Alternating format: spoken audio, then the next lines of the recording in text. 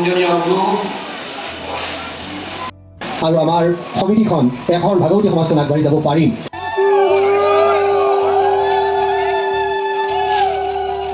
Good morning সকলোকে। বনিতা বৈনাথ নতুন ভিডিঅ'লৈ আপোনালোকক স্বাগতম জনাইছোঁ। বহুত দিন হ'ল লং ভিডিঅ' দিব পৰা নাই, ভাবিছোঁ আজি অলপমান দুটা ভিডিঅ' লগ কৰি দি দিওঁ বুলি এই ভিডিঅ'টো কৰি থৈছিলোঁ। এই ভিডিঅ'টো হৈছে 24 মে শুকুৰবাৰৰে। ভিডিঅ'টো আপলোড দিয়া হোৱা নাছিলে।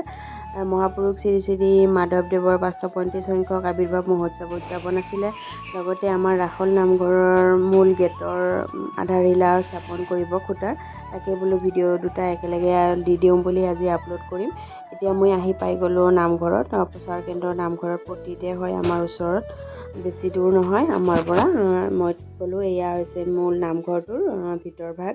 ইয়াত মই এতিয়া সেৱা ল'লোঁ। বৰ ডাঙৰ গুৰু আচাৰ্য গৰাকীয়ে আজি সেৱা কৰিবলৈ মন ওলাইছে। নামঘৰত এতিয়া দিনৰ ভোজনৰ কাৰণে আয়োজন কৰা হৈছে। তাত সকলোখিনিয়ে মানুহে লগ হৈ তেনেকৈ বিলাই আছে। মোকো ক'লে অলপমান লাগি দিয়া, সেইকাৰণে অলপমান বিলাই কৰি দিলোঁ। কেইটামান বেষ্টক বিলাই কৰি দি আছোঁ। ভাগিনজনী অলপমান ভিডিঅ' কৰি ৰাখিলে। ভিডিঅ'টো আপলোড দিয়া হোৱা নাছিলে, ভালেকেইদিনো হ'ল, বোলো আজি দি দিওঁ। সেইটো কাৰণত ভিডিঅ'টো আপলোড দিলোঁ। মোৰ এনেও ভিডিঅ'বোৰ দিয়াত অলপমান দেৰি হৈ আছে, কাৰণ গা ইমান ভাল লাগি নথকা হ'ল।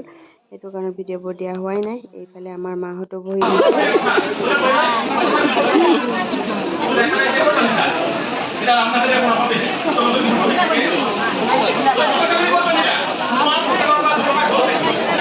এইফালে মোৰ ল'ৰা আৰু দেউতাকো আহি গ'ল, সেইকাৰণে একেলগে ময়ো বহি গ'লোঁ। কেইটামান বেজ বিলোৱা হোৱাৰ পিছত বহুত বেছি গৰম পৰিছে।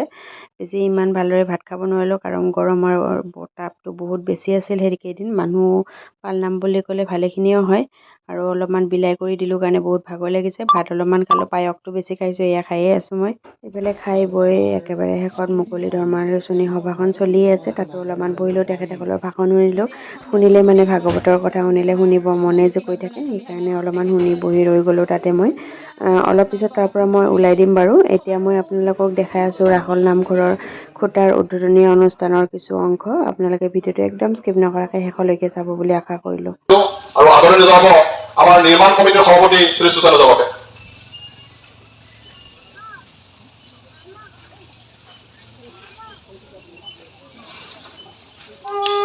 ইয়াৰ পিছতে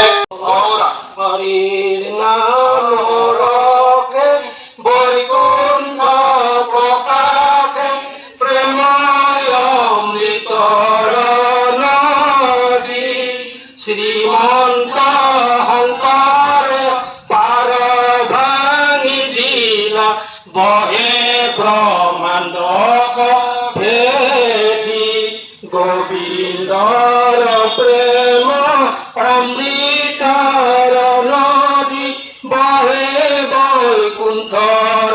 তেখেতক ফুলাং গামোচাৰে আদৰণি জনাবলৈ মই সিদ্ধেশ্বৰক অনুৰোধ জনাইছো। সিদ্ধেশ্বৰ নাটকক মই অনুৰোধ জনাইছো, তেখেতক ফুলাং গামোচাৰে আহি পেলাই তেখেতক আদৰণি জনাব। এই সিদ্ধেশ্বৰ নামটো চাই ল'ব।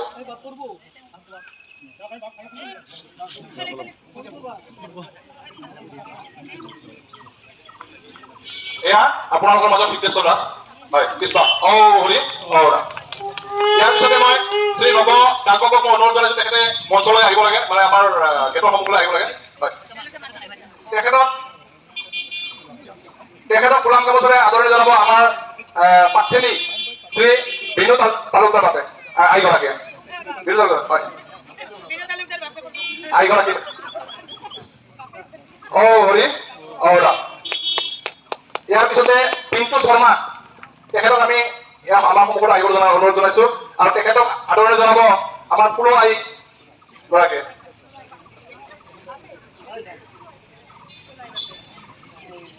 হৰি ৰাম। ইয়াৰ পিছতে শ্ৰী পৰেশ দাসদেৱক মই নিমন্ত্ৰণ জনাইছো, আৰু তেখেতক আদৰণি জনাব আমাৰ গুৰু আইগৰাকীয়ে। হৰি ৰাম। ইয়াৰ পিছতে মনোৰঞ্জন দাস, দাসক আদৰণি জনাব আমাৰ কমলা আইগৰাকীয়ে।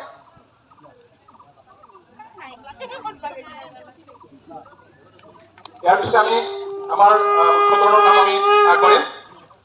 গতিকে তেখেতৰ এই পবিত্ৰ হাতেৰে মূল স্তম্ভত তেওঁক কিছু যি আমাৰ হেৰি কৰি থোৱা হৈছে মছলা ভাগ কি কৰি থোৱা হৈছে তেখেতক আমি দিয়াৰ কাৰণে অনুৰোধ জনাইছোঁ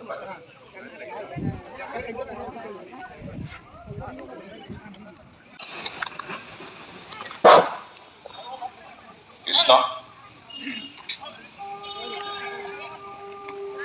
জয় গুৰু শংকৰ সৰ্বগুণাকৰ দাসী নিপা তু হৰি সৰ্বগুণে তুমি অতি বাৰে সকলো প্ৰণাম বাৰে সকলো প্ৰণাম আজি বহু বছৰৰ বিৰতিৰ পিছত অন্তত বহু বছৰৰ পিছত বহু অপেক্ষাৰ পিছত আমাৰ আই মাতৃৰ বান্ধৱসকলৰ অশেষ অপেক্ষাৰ অন্তত আজি তেওঁই আমাক মিলাইছে আজিৰ এই দিনটো মহাপুৰুষ শ্ৰী শ্ৰী মাধৱদেৱৰ এই আবিৰ্ভাৱ দিনটোতেই মধ্য ওদালগুৰি ৰাজহুৱা নামঘৰ ৰাসলঘৰৰ মুখ্য তোৰণৰ যি নিৰ্মাণ কাম সেই নিৰ্মাণ কামৰ যি আজি আধাৰিলা স্থাপন হ'ব সেই আধাৰিলা নামটোৰ বাবে প্ৰভু ভগৱানই আমাক এই সামগ্ৰী আজি দিনটোতে আমাক দিছে আৰু এই দিনটোত এই কাম খেলা কৰাৰ কাৰণে সমস্ত ৰাইজ বামপাণ্ডৱে আমাক সহায় সহযোগ কৰিছে আৰু যিসকলে কৰা নাই আমাৰ বিশ্বাস তেওঁলোকেও আমাক সহায় সহযোগ আগবঢ়াব কৃষ্ণ মই প্ৰথমতে মধ্য ওদালগুৰি ৰাজহুৱা নামঘৰ ৰাসলঘৰৰ মুখ্য বাপ শ্ৰী অৱনীবাপ বৰ্মন শনিৰাজবংশী বাপ সিদ্ধেশ্বৰ বাপ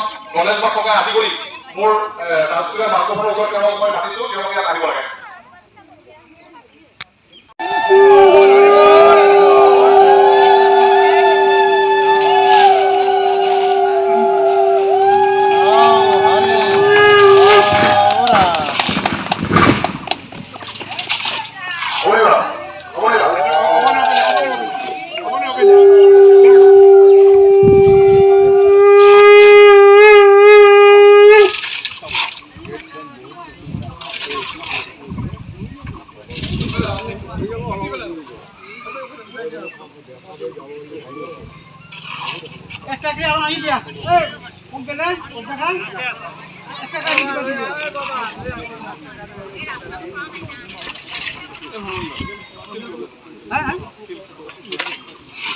আজিলৈ ভিডিঅ'টো এইখিনিয়ে ভিডিঅ'টো চাই কেনেকুৱা পালে কমেণ্ট কৰি জনাবলৈ নাপাহৰিব লগতে মোৰ চেনেলটো শ্বেয়াৰ এণ্ড ছাবস্ক্ৰাইব কৰিব আৰু যদি ফেচবুক পেজত চাই আছে পেজটো সকলোৱে ফ'ল' কৰিব আজিলৈ ৰাখিছোঁ বাই বাই